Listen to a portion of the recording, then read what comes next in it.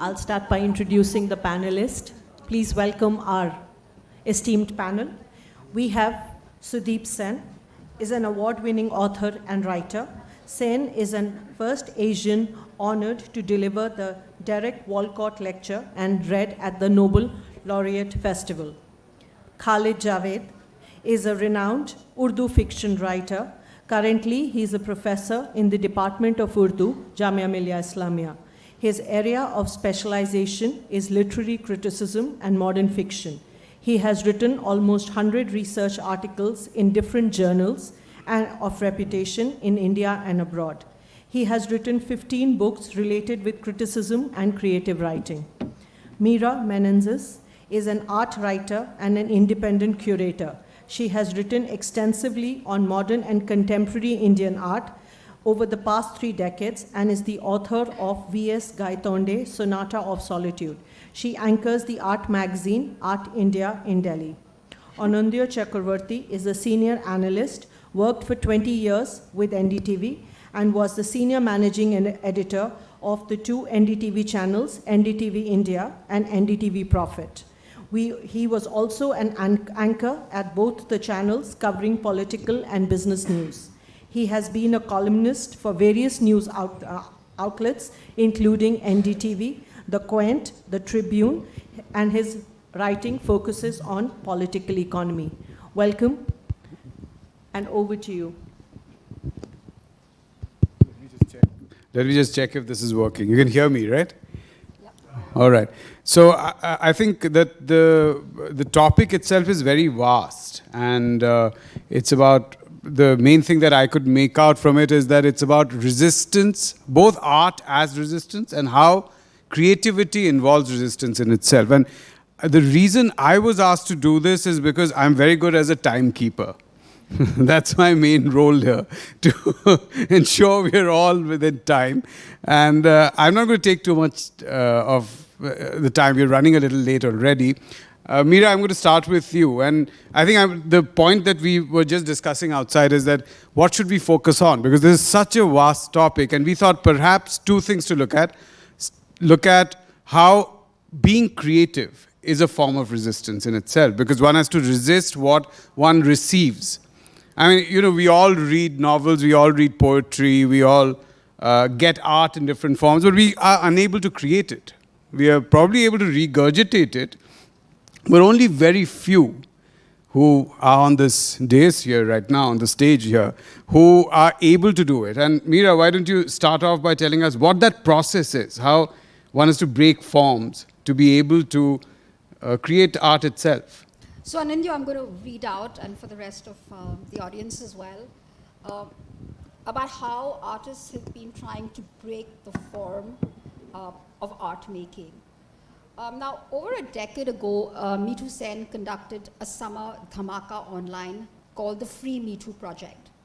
She invited friends, colleagues, and acquaintances to send her a letter with love in exchange for a free artwork by her in a medium of their choice.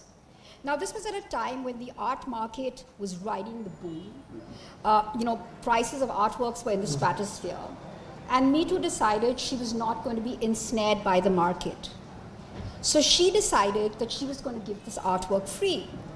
And many of us who could only dream of an original artwork decided to write this love letter to her, including my 9-year-old son, who was a great fan of hers. And for 2 years, Me Too collected various forms of these letters. They included diaries, a box of mangoes, a sweater, works of art, an evening walk, a shared lemon cake, and the dictation of a love letter from a wide range of participants across the world. These were finally exhibited at Koja's Artist Studio, and all of us received the promised artwork. Now, Sen's unusual project was a gesture of resistance, a resistance against commodification, against the market, but it also explored notions of generosity and sincerity. The other form that I find, which is also used as a tool against this sort of commercialization, is performance art. And this is not to be confused with performing arts, because in performance art, there is an almost near complete unpredictability of what's going to happen. Now, live performance art often involves the artist's own body and can it be done in the barest of materials. It's durational, can stretch over several hours or days, and I think it's the ephemerality of the performance which makes it so suitable as an anti-consumerist and anti-commercial form of expression. Now, performance art has also been used by artists to explore a number of thorny political issues. One of our most foremost performance artists, Nikhil Chopra, became the Metropolitan Museum of Art's 2019-20 Artist in Residence, and which this involved living in the Met in New York for 9 continuous days. Now, Chopra is deeply interested in issues of colonization and dispossession, and he decided to foreground certain artifacts at the Met. So one of the stations for the performance was the Temple of Dendur in the Zakhla wing, which had been transported in its entirety from Egypt to save it from drowning in the waters of the Aswan Dam in the 1960s and 70s. And his second station was the passageway leading to the Oceana collection, which had been assembled by Michael C. Rockefeller from tribes in Papua New Guinea. Now, these performances were really attempts to rethink and reclaim history and to meditate on the displacement of cultural objects from their origins. Another strand that I've been observing has really been this resurgence of Dalit artists who've been using performance to foreground discrimination across lines of caste. Now, at the recently concluded India Art Fair, Sajan Mani's performance called Ancestral Dancing Veins was inspired by the ritualistic dances of lower caste communities in Dravidian traditions, in which human bodies ceremoniously transform into those of gods. Now, this performance is meant as a physical challenge or resistance to hegemonies and hierarchies of Brahmanical knowledge production. And at the last Kochi Biennale, in her performance, Turn Your Bowl into a Stupa, Rajashri Gudi performed using locally sourced bowls. She kept turning and overturning them, all the while reading Dalit poetry on food. Now, these are some sort of examples in the performative art sphere, which have been used as means of resistance. But you've also had very unusual ways, I would say, in installation art. And how am I doing for time? You're fine. Fine. At one of the iterations of the Kochi Biennale, you had Shilpa Gupta's multi-channel sound installation, which was called For In Your Tongue, I Do Not Fit, which was the outcome of many years of research into the persecuted poets across time and geographies. So it consisted of 100 microphones that were suspended from the ceiling, and they were poised over pages of text pierced with sharp spears. And the microphones relayed an audio loop of snippets of poems whose authors had been subjected to imprisonment, detainment, and execution. And they ranged from the 8th century to contemporary times, were read in a variety of languages: English, Spanish, Arabic, Russian, Azeri, Hindi, and they allowed the visitors to experience over 1,000 years of global poetry in an hour. So Gupta, in a sense, was handing the mic back to those who had been rendered voiceless. Another instance of resistance also at the same Biennale was in the work of the Cuban installation and performance artist Tania Bruguera. And what she did was, on one of the walls of the Biennale, she wrote a letter to the director of the Biennale declining an invitation to participate in an international Biennale. And why was that? The text on the wall talked about Decree 347, through which the Cuban government was legalizing censorship by enforcing a rule that artists make work suitable to the state's ethical and cultural values. Now, sending this letter on December 10, 2018, the International Day of Human Rights, Bruguera said she must be home, standing in resistance with her fellow artists to fight this decree. Another way that I've been seeing of resistance is really by using allegory. And we know of this in literature, it's widely spread, but we're also seeing it in installation art. For instance, in Atul Bhalla's recent show at Vadera, it was called Auscultation, False Clouds and Real Deluges. As part of his project, Bhalla collected a number of stones on an expedition to Rajasthan, which served as the leitmotif of his show. And you must be wondering, what does stones have to do with it? And I'll come to that in a bit. And so in his installation, The Table, some of these stones were placed on antique colonial era plates, while muslin cloths with clouds printed on them were draped on dining room chairs. So the installation subtly alluded to how colonization and industrialization have contributed in no small measure to the climate crisis and the extreme weather events we face today. In this allegorical exhibition, Bhala adroitly employed the weather as a trope to make a statement about our increasingly turbulent and polarized climes. And the choice of stones, whose materiality reflects both geological time and the effects of weathering, came naturally to the artist because he has a keen interest in the work of Russian writers and poets, such as Osip Mandelstam and Anna Akhmatova, who lived during Stalin's brutal regime. And Mandelstam, in particular, in his writing on a stone as an impressionistic diary of weather accumulated by millions of years of disasters, not only of the past, but also of the future, appeared to Bhala to be an appropriate symbol to evoke the rising tide of authoritarianism the world over, which also I think speaks to our times, right? Wherever we look at and the rise of populism and authoritarianism. So these are some of the examples that I wanted to share with you of how artists are using very unusual means to resist A, the form of art making itself, and B, also to make a statement, a political statement in these times. And on the last note I'd like to sort of end, and what I'm seeing a lot of artists do, is that because of the number of conflicts that we have in this world, they are actually going back and thinking on insisting on care and well-being as a form of resistance and transformation. So, that is very interesting. Khalid, Javed, मैं आज आपकी एक जो novel हैं, नेमत खाना, मेरा pronunciation आप ज़रा माफ़ कीजिएगा, उसका जो इंग्लिश ट्रांसलेशन अभी हुआ है, उसको मैंने किंडल पे आज ख़रीदा, मैंने पढ़ना शुरू किया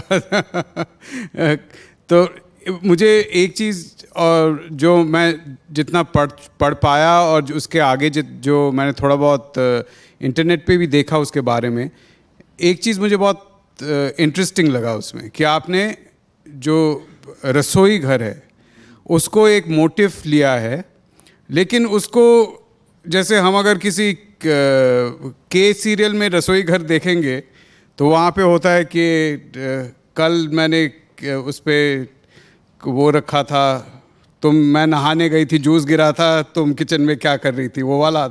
आपने किचन को एक तरीके का एक पॉलिटिकल स्फीयर बना दिया है एक तरीके। तो उसमें अगर आप उस पर कुछ कहना चाहते कि किस तरीके से हमारा जो रोज़मर्रा का ज़िंदगी है उसमें भी आर्ट में हम रेजिस्टेंस देखते हैं, उसमें भी हम रेजिस्टेंस किसी तरीके से देखते हैं, एक पॉलिटिक्स देखते हैं, जो पॉलिटिक्स सिर्फ बाहरी पॉलिटिक्स नहीं होता। हेलो, माइक तो वर्क कर रहा है ना? ठीक। जब हम क्रिएटिविटी की बात यहाँ पे कर रहे हैं, और तो मुझे लगता है कि जो फैमिलियर को अनफैमिलियर बना देना और अनफैमिलियर को फैमिलियर बना देना, यानी दोनों चीज़ें हैं इसमें, तो ये क्रिएटिविटी का पहला शायद काम होता है। और चीज़ें जैसी हमें नज़र आती हैं तो उसकी तो सारी आंखें आधी होती हैं, लेकिन एक कलाकार के पास, कोई भी कलाकार हो, वो, मैं एक नावलिस्ट हूँ, मैं अपनी बात नहीं कर रहा हूँ, आप पोइट बैठे हैं मेरे सामने बहुत बड़े, आप भी हैं, मौजूद हैं, जो भी कलाकार होगा, तो दीवार पे मुझे लगता है कि वो जो दीवार पे एक पेंटिंग है और वो पेंटिंग 10 साल से, 5 साल से, 2 साल से लटकी हुई थी, हमें ये भी देखना चाहिए, जो भी क्रिएटिव आदमी होगा, जो भी क्रिएटिव होगा, वो ये देखेगा कि उस दीवार पे उस पेंटिंग ने इतने दिनों लटके रहने के बाद जब हम उसको हटाते हैं तो एक धब्बा बना लेती है, वो एक ख़ास धब्बा बना लेती है। अगर आपको उसकी आहट नहीं सुनाई देती, अगर वो जो धब्बा दीवार के पीछे है, मतलब पेंटिंग के पीछे जो एक धब्बा था, हो सकता है उसमें छुपी हुई कोई छुपकली भी हो, काकरोच भी हो, वगैरह वगैरह, तो अगर आप मतलब वही देखते हैं जो कि सारे लोग देखते हैं, तो फिर मुश्किल हो जाएगा क्रिएटिव होना, क्योंकि इसमें आपका इमेजिनेशन, आपका एक्सपीरियंस और सबसे ज़्यादा आपको सेंसिटिव होना बहुत ज़रूरी है। मेरा ख्याल है कि सेंसिटिविटी के बगैर इंटेलिजेंसी का इतना काम है नहीं क्रिएटिविटी में, बल्कि देखा जाता है कि जिन लोगों को हम बहुत ज़्यादा इंटेलिजेंट कहते हैं वो तो क्रिएटिव होते नहीं हैं, क्योंकि क्रिएटिव जितने लोग होते हैं वो तो ज़्यादातर जो हैं वो ठुकराए हुए लोग, और ये कि हाँ किसको कहना चाहिए कि उनको बहुत ज़्यादा कोई सम्मान की दृष्टि से तो नहीं देखा जाता है। हमारे सामने मंटो की मिसाल मौजूद है, हमारे सामने शरद चंद्र चटर्जी की मिसाल मौजूद है, और बहुत से सैकड़ों लोग हैं। तो दोस्तोयेव्स्की को हम जानते हैं, तार्कोव्स्की को हम जानते हैं, जो इनके साथ हुआ, जान जेनो को हम जानते हैं। लेकिन जो क्रिएटिव, जो भी पर्सनालिटी क्रिएटिव होगी वो अपनी सेंसिटिविटी, एक ख़ास किस्म की हसासियत, एक ख़ास किस्म की संवेदना, वो पहली शर्त है। उसके बाद फिर एक्सपीरियंस है, और तीसरे नंबर के ऊपर इमेजिनेशन है। क्योंकि अगर खाली इमेजिनेशन हुआ तो आप सिर्फ फैंटेसी रचेंगे, तो आप सिर्फ पॉपुलर राइटिंग करेंगे, तो उससे बात नहीं बनती है। अब जब मैंने सेंसिटिविटी की बात की है, तो मैं ये भी कहना चाहूँगा कि वो एक थोड़ी सी मिस्टिकल चीज़ है ये, इसको समझाया ही नहीं जा सकता। जैसे मैं अगर अपनी क्रिएटिव प्रोसेस के बारे में कुछ कहूँ तो मेरी भी समझ में नहीं आता। एक पक्षी से आप अगर ये पूछें कि पक्षी विज्ञान क्या होता है, तो शायद बता नहीं पाएगा वो, कि वो ये एक सीधी सी बात है कि एक कोई भी पक्षी विज्ञान के बारे में नहीं जानता। तो ये थोड़ा सा इसमें एक कुछ ये मिस्टिकल है। ये जब होता है, कुछ चीज़ें होती हैं, मुझे लगता है कि बच्चे के रोने की आवाज़, एक सिसकी, एक कर्रा, एक चीख, एक हंसी, बाज़ार में चलते हुए, सड़क पे चलते हुए कोई ख़ास कमीज़ का एक कॉलर, कोई एक आहट, कोई एक आवाज़, आपके अंदर की जो वो होती है, मतलब रचनात्मकता, या आपके अंदर की जो क्रिएटिविटी होती है, उसको एकदम ट्रिगर कर देती है। लेकिन यही काफ़ी नहीं होता, क्योंकि रॉ मटेरियल होने के बाद आपको उसको एक पीस ऑफ आर्ट की तरह बाहर भी लाना होगा। और पीस ऑफ आर्ट की तरह अगर वो बाहर नहीं आ रहा है, यानी अगर आप वो एक्सप्रेस नहीं कर पा रहे हैं, तो वो जो क्रिएटिव प्रोसेस है उसमें सारी चीज़ें होने के बाद भी कोई चीज़ होती है ऐसी भी जो कि इस तरह साइंटिफिक फार्मूले की तरह, जिसको डिफ़ाइन नहीं कर सकते हम, उसको हम ऑब्जेक्टिवली डिफ़ाइन नहीं कर सकते, कि फिर जो चीज़ निकल के आती है, एक कविता हो या एक नावल हो या एक पेंटिंग हो, तो वो चीज़ जो है वो थोड़ी सी मिस्टिकल है। तो उसके लिए आपको एक ऐसा रडार, मेरा ख्याल है कि एक मतलब सेंसिटिविटी का एक रडार आपके अंदर होता है रिसीवर एंड के ऊपर, जो कुछ भी जाने नहीं देगा। एक मतलब रिकॉर्डर होता है कि जो भी दुनिया आप देख रहे हैं, वो दुनिया जो बिल्कुल आपको लग रहा है कि रोज़ देखते हैं, उस रोज़मर्रा की देखी हुई ज़िंदगी ही में से निकल के कहीं से वो चीज़ आती है जो बाद में आप कहते हैं कि ये तो ऑफ बीट सी हो गई। अगर ये क्रिएटिविटी बाहर ना आए, आदमी क्रिएटिव हो, लेकिन कुछ कारणों से अगर वो पीस ऑफ आर्ट की शक्ल में बाहर नहीं आती है, तो बहुत ही ख़तरनाक चीज़ हो सकती है। आदमी पागल हो सकता है। देखिए, नीत्शे के बारे में मशहूर है कि वो उन्होंने आखिरी एज में कोई एक घोड़ा देखा जिसको कोई मार रहा था बहुत बुरे तरीके से, और वो उसको घोड़े को पिटते देख के वो नीत्शे जो थे वो बेहोश हो गए, और उनके मुंह से कुछ निकला कि हाँ हाँ या माँ कुछ याद किया, कुछ ऐसे शब्द निकले जिनका कोई मतलब अभी तक बता नहीं पाया, मुंह से उनके झाग निकले और वो बेहोश हो गए। यानी वो क्रिएटिविटी बाहर नहीं आ सकी। जबकि काफका के साथ ये हुआ कि काफका ने जितना कुछ लिखा उसको वो बाहर भी ला सके। तो ये क्रिएटिविटी एक पूरी प्रोसेस है, और ये मिस्टिकल है। और रेजिस्टेंस की जहाँ तक बात है, मैं नेमत खाना की तरफ आऊँगा सर इसी बात के ऊपर, कि ये थोड़ी सी मिस्टिकल है। और ये जो रेजिस्टेंस आता है, ये न्यू क्रिएटिविटी के रास्ते में बहुत बड़ी रुकावट है।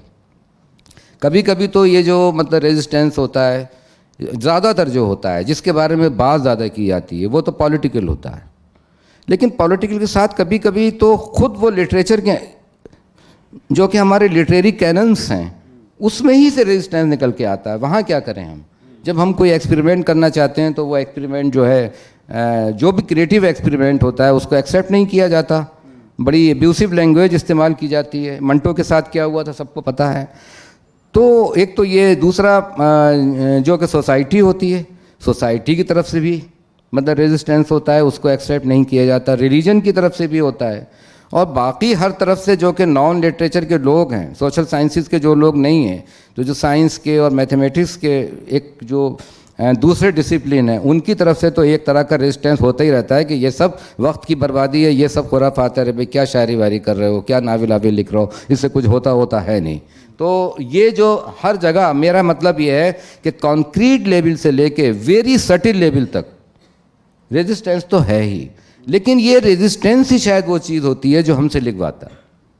क्योंकि अगर हम लिख रहे होते हैं तो बिल्कुल नॉर्मल कंडीशन में हम लिख ही नहीं सकते, कुछ तो अपना जो एग्जिस्टेंशियल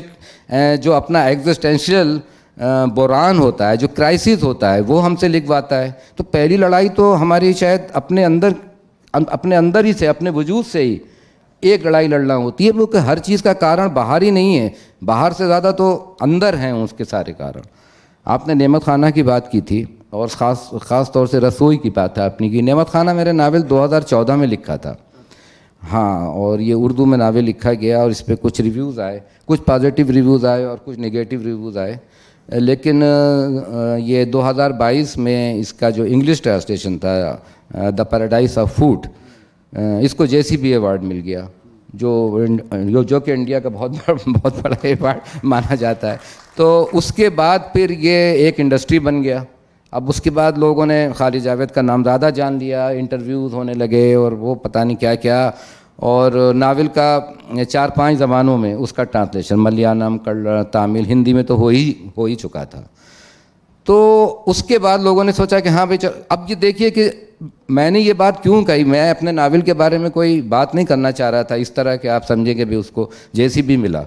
तो ये JCB मिलना मेरे लिए कोई बड़ी बात नहीं है, क्योंकि मेरे लिए तो जो मेरी राइटिंग है वो मेरा अवार्ड है, जो मैं लिखता हूँ उससे बड़ा अवार्ड कोई नहीं हो सकता, क्योंकि जो मेरी लिखने की प्रोसेस है वही मेरा अवार्ड है। इसलिए मैंने ये बात यहाँ पे दोहराई है कि जब उर्दू में ये लिखा गया तो माफ़ कीजिएगा, जो उर्दू की जो लिटरेरी सोसाइटी थी उसने इस नावल को कोई अहमियत ही नहीं दी। मैंने कहा ना कि 2-3 रिव्यूज़ आए और ये कि अंदर से कि साहब इसमें तो डार्क बहुत है, डिस्गस्टिंग बहुत है, ये क्या बात कह रहा है, ये तो ऐसा तो होता ही नहीं है। लेकिन जब उसको JCB की जो भी जूरी थी, I am thankful to them all, तो उन्होंने जब इस नावल को अवार्ड दे दिया तो वो सारे लोग इधर को आ गए। तो ये जो रेजिस्टेंस, कभी कभी मैंने कहा कि आपको अपने घर से ही मिलता है, अपने घर से ही मिलता है क्रिएटिविटी का जो मतलब रेस्पॉन्स है। मार्कोनी के साथ क्या हुआ था, मार्कोनी ने जब रेडियो मतलब ईजाद किया था तो सबसे ज़्यादा उसके घर वालों ही ने उसको जो था वो रोका था इन सब चीज़ों से, कि क्या कूड़ा करकट लिए हुए जो है वो तू बैठा रहता है और ये तार जोड़ता रहता है।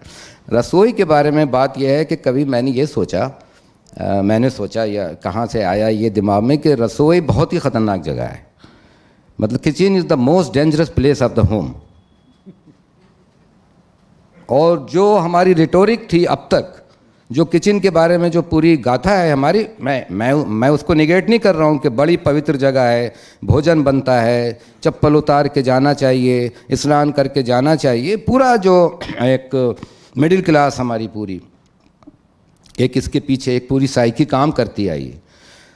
अच्छा, किचन भी नहीं है मेरे यहाँ, रसोई है, चूँकि किचन तो बड़ी मॉडर्न कॉन्सेप्ट है। जब वाटर सप्लाई शुरू हुई है, जब जिसको हम लोग उर्दू में बावर्ची खाना कहते हैं, तो वो रसोई और बावर्ची खाने में जब पानी की सप्लाई हो गई है, उसके बाद ये मॉडर्न किचन की कॉन्सेप्ट शुरू हुई है। वरना क्या किचन होता था, चूल्हा होता था, गाँवों में मिट्टी का चूल्हा होता था, उसमें औला होता था, पानी भर के बाल्टी से लाना होता था कहीं से, तो वो शायद रसोई थी। अब जिसको हम रसोई कहते हैं वो तो यूं ही कहते हैं हम, वो रसोई है नहीं। और वो तो अब ये कि वो इसलिए ख़तरनाक कि उसमें आप देखिए कि जितने हथियार हैं पाए जाने वाले जिनसे कि खाना पकाया जाता है, वो एक ख़ास मौके के ऊपर इतने ख़तरनाक हथियार बन जाने की पोटेंशलिटी उसमें छुपी हुई है कि आपको मैं बता नहीं सकता।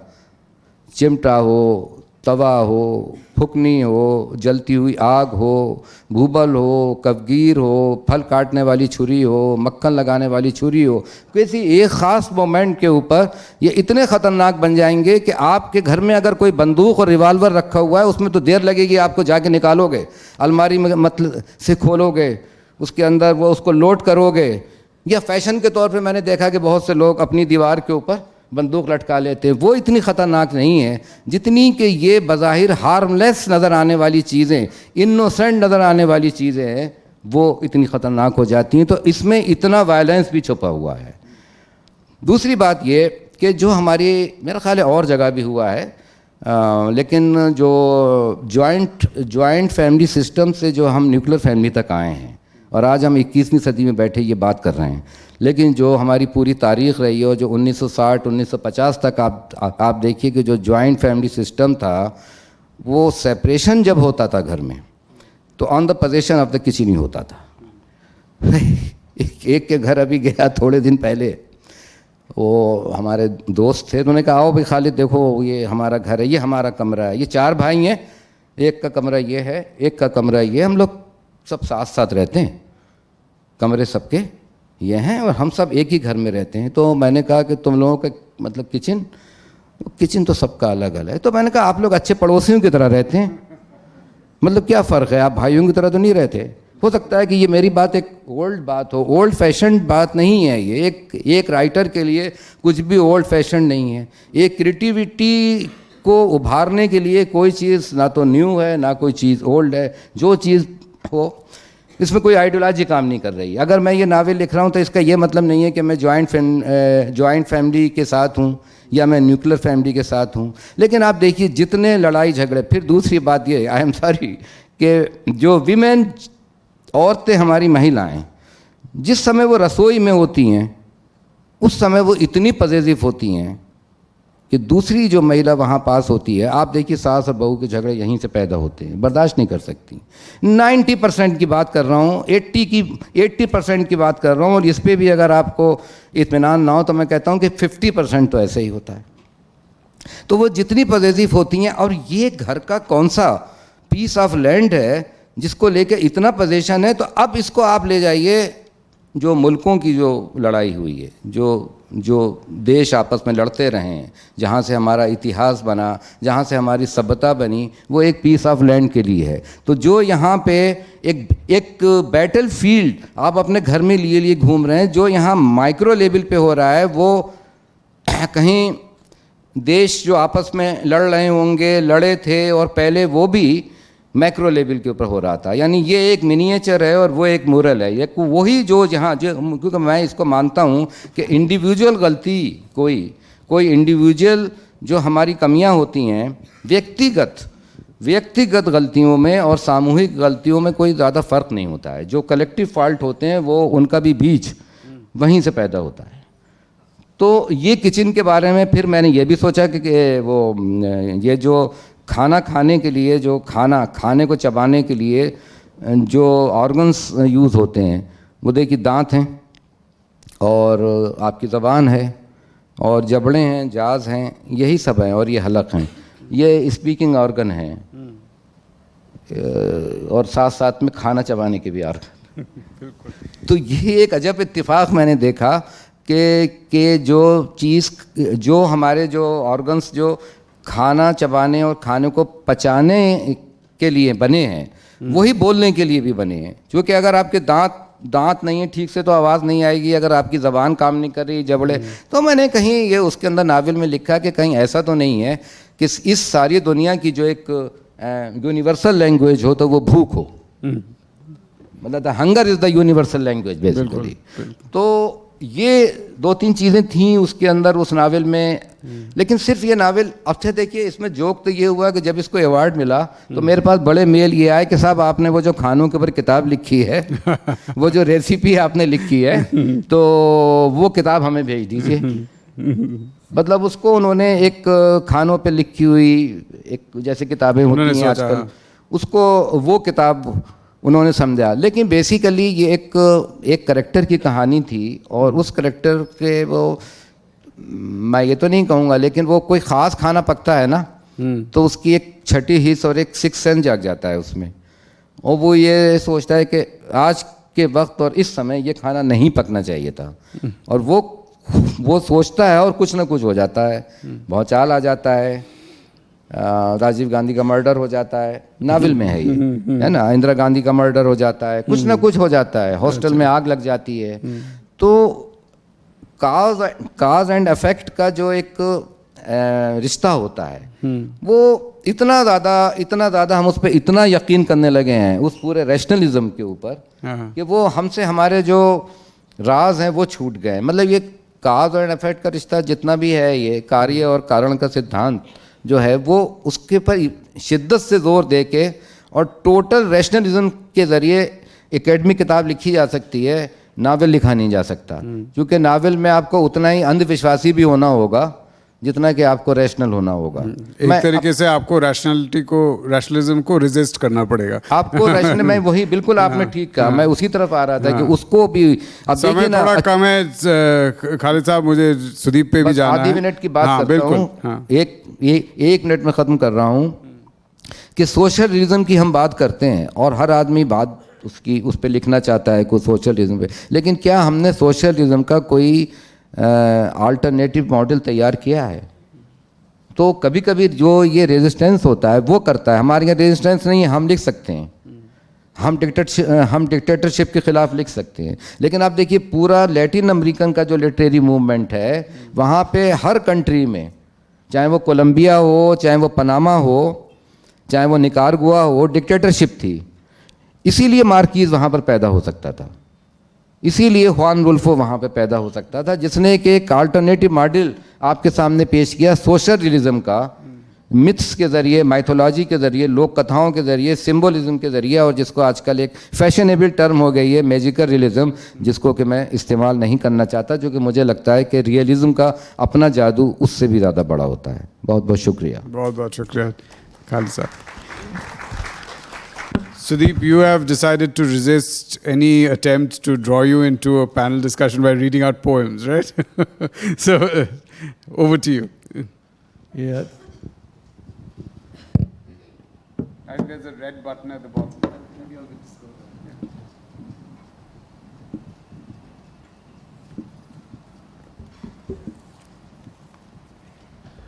there. It's not so much a resistance, but an act of generosity.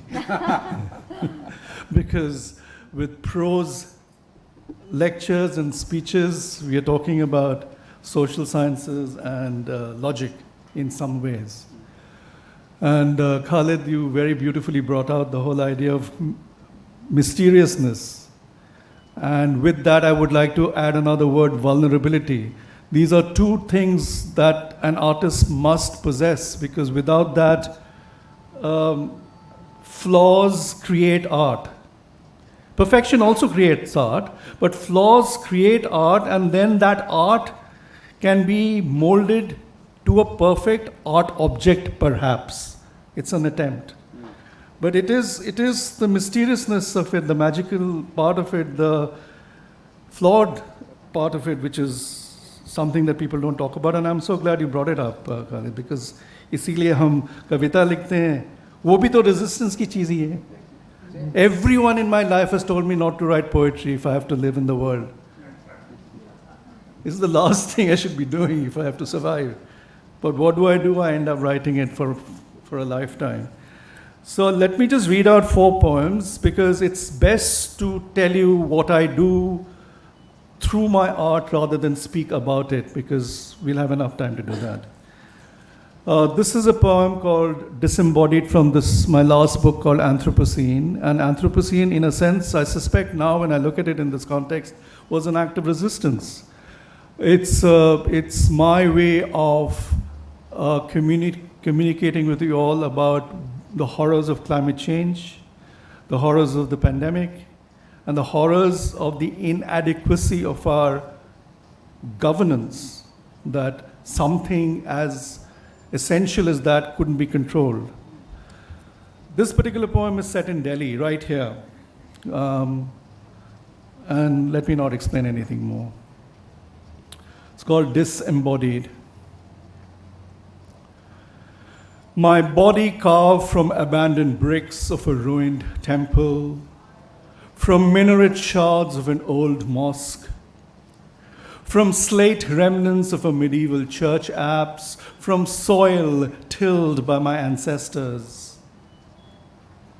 My bones don't fit together correctly as they should. the searing ultraviolet light from aurora borealis patches and etch corrects my orientation. Magnetic pulses prove potent. My flesh sculpted from the fruits of the tropics, blood from coconut water, skin colored by brown bark of Indian teak. My lungs fueled by Delhi's insidious toxic air, echo asthmatic sounds, a new vinyl dub remix. Our universe where radiation germinates from human follies, where contamination persists from mistrust, where pleasures of sex are merely a sport, where everything is ambition, everything is desire, everything is nothing, nothing and everything. White light everywhere, but no one can recognize its hue. No one knows that there is color in it, all possible colors, body worshipped not for its blessing, but its contour.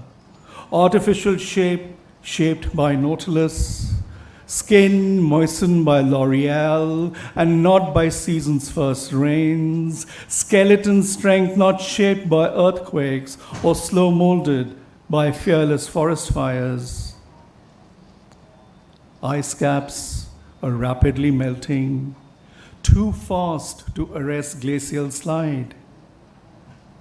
In the near future, there will be no water left or too much water that is undrinkable, excess water that will drown us all. Disembodied floats, afloat like Noah's Ark. No GPS, no pole star navigation, no fossil fuel to burn away, just maps with empty grids and names of places that might exist. Already, there is too much traffic on the road. Unpeopled, hollow metal shells without brakes swerve about, directionless, looking for an elusive compass. Thank you.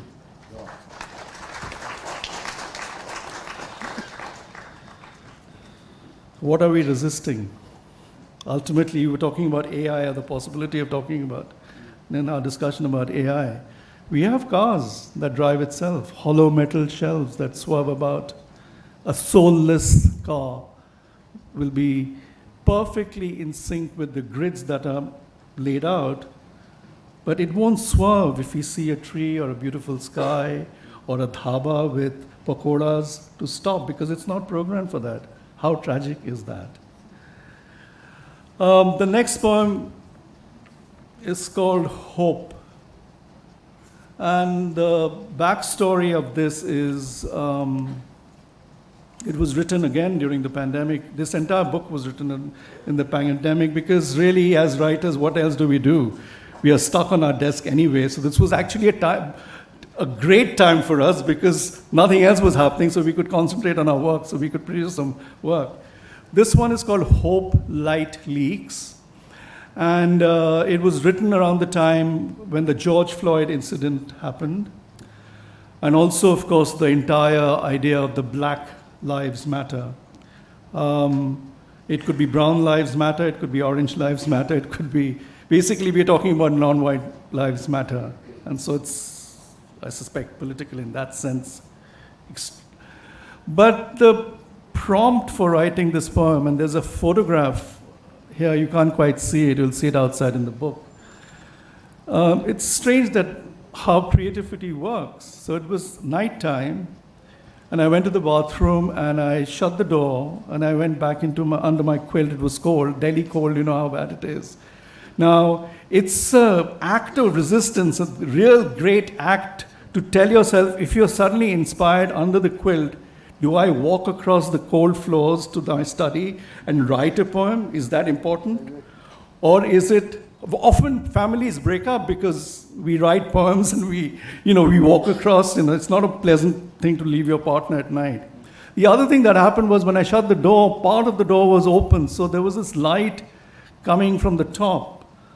And for some strange reason, I suspect because of the news that was going on, I reimagined that crack of light that was coming through as a kind of broken crucifix. Hope, light leaks, and it has an epigraph from Martin Luther King Jr., and I quote, "Darkness cannot drive out darkness. Only light can do that."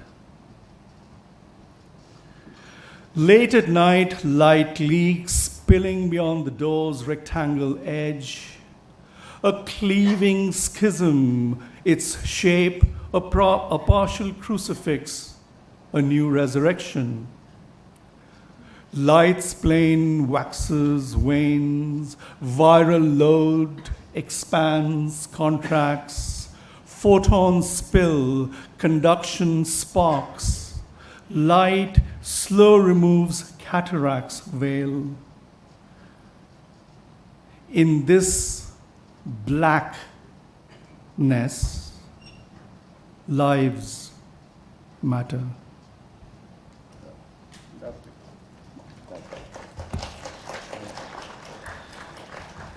I'll read two more poems. This is an old poem, and I'm reading it because of, obviously, the context is perhaps relevant. You can interpret it the way you want to. That's the beauty of art. You know, it could be about resistance.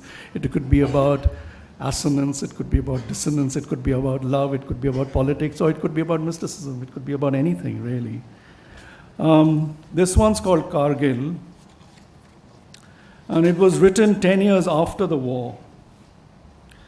And as it turns out, my son happens to be sitting in the audience, much, much older. But when I went to Kargil, he was much younger, this height, I think. At a time, he was playing with plastic guns and bullets.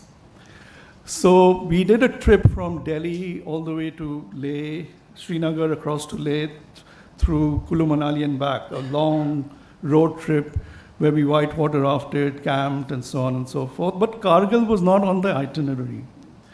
So because he was at that age, he says, "Baba, let's go to Kargil, we'll find shells and bombs." And of course you do not say no to your child, so you go there.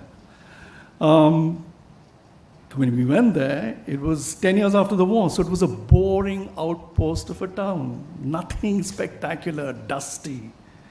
And I think he may have felt sheepish about taking me there, but I'm really grateful that I went there because this poem wouldn't have happened had I not gone there. So those are the sorts of diversions which we are talking about as artists that make us create from things that possibly look very, very normal. It opens with an epigraph from Derek Walcott's book-length poem called Chiopolo's Hound. Derek Walcott won the Nobel Prize in 1992 for his book-length poem called Omeros. And I quote, "Our street of smoke and fences, gutters gorged with weed and reeking, scorching iron grooves of rusted galvanize, a dialect forged from burning asphalt, and a sky that moves with thunderhead cumuli, grumbling with rain."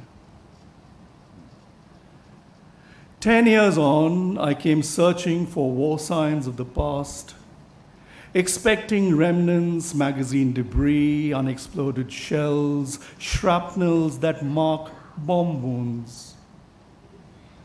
I came looking for ghosts, people past, skeletons charred, abandoned brick, wood, cement that once housed them. I could only find whispers, whispers among the clamor of a small town outpost in full throttle, everyday chores sketching outward signs of normalcy and life. In that bustle, I spot war lines of a decade ago, though the storylines are kept buried, wrapped in old newsprint. There's order amid uneasiness, the muezzins cry, the monks chant, baritones merging in their separateness. At the bus station, black coughs of exhaust smoke screen everything. The roads meet, and after the crossroad ritual, diverge, skating along the undotted lines of control. A porous garland with cracked beads adorns Tiger Hill. Beyond the mountains are dark memories, and beyond them, no one knows. And beyond them, no one wants to know. Even the flight of birds that wing over their crests don't know which feathers to down.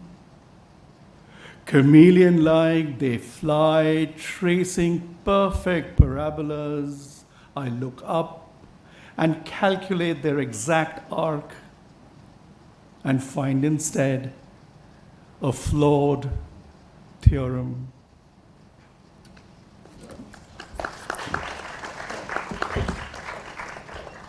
And I'll just end with the last poem in Anthropocene. Interesting story there. In the Indian edition of the book, this poem doesn't occur because the Indian publishers didn't have the B dash dash dash to publish the poem for obvious reasons. In the UK and American edition of the book, it is there. For this poem, of course, I've been trolled. My life sometimes has been made uncomfortable. And should I not read it today?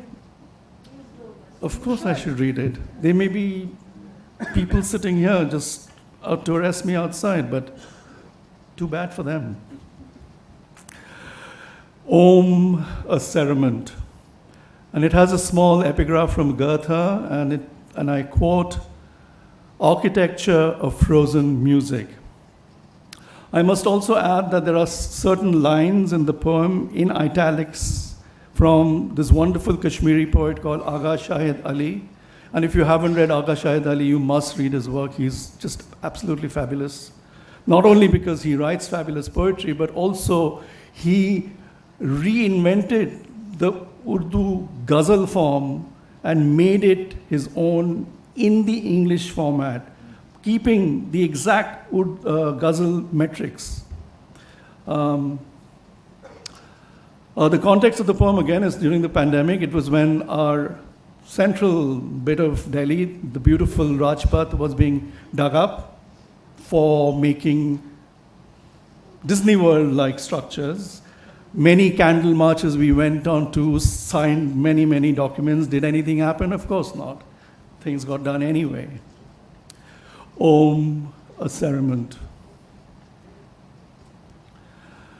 In my city, I'm surrounded by constant cries of the dying, burning pyres heaving under burden of wood, smoke, and bones, wailing summed up by the sonic notes of Om.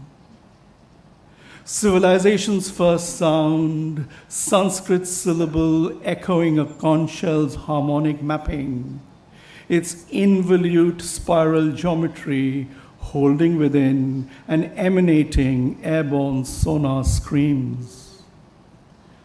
My ancestors, grandmothers, mother, blew into the smooth shell cupped in their palms, held intimately as if it were a talisman, a prayer, a pranayam in yoga's daily ritual.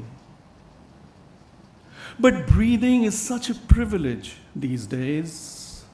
Pandemic struck, oxygen deprived, my friends perish, the country buckles airless. Even an exquisite cerement lacks the sheen or wax to wrap the contours of a corpse now.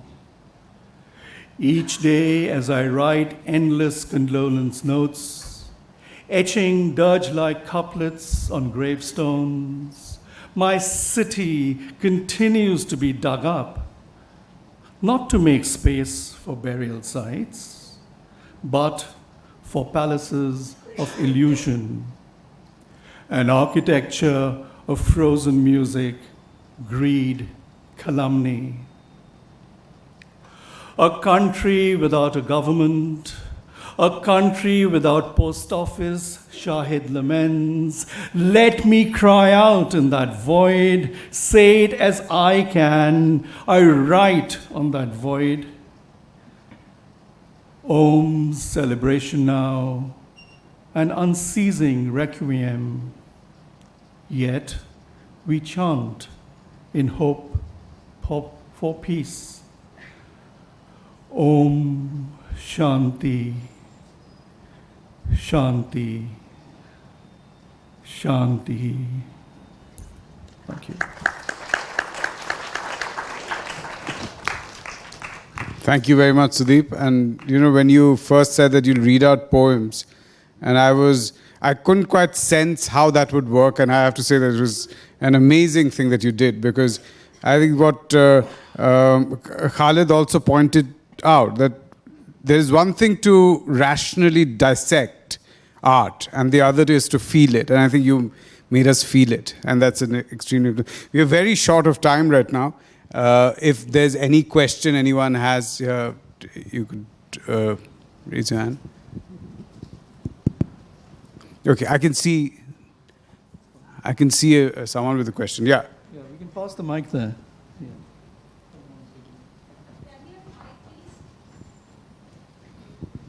Or maybe the gentleman could speak loudly.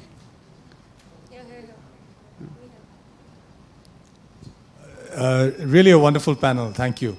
I was wondering, in the age of I that we are all getting into, after ChatGPT, I is everywhere. Would you say that art has to be felt in order to be said to resist? Who is this question for specifically? Anyone actually, whoever. Who would want to address that? Sudeep, would you like to do it? Yeah. Felt by humans. Yeah, I'm glad you kind of suffixed it, because, trees feel differently. And I think as human beings, if we don't feel, how can we even produce anything? I mean, it's a non-starter, don't you think? Without feeling, nothing happens. Without feeling, love doesn't happen. Without feeling, children won't be born.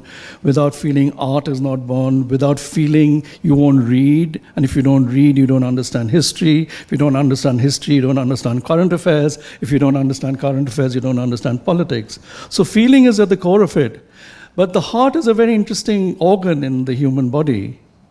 It also makes us breathe. And it's a silent kind of breathing. And much of art, in fact, the oldest form of art, I'm talking about written art, is poetry, as you know. The reason rhyme and rhythm was introduced in poetry was simply a way to remember text. Because before written literature, it was oral literature. And poetry was passed down from generation to generation. And often the text changed, like the Mahabharata has many different avatars as it went down and as it sort of moved across to Southeast Asia and so on. So I think, yes, feeling is a very, very important part. I think as adults, we forget how important the child in us is.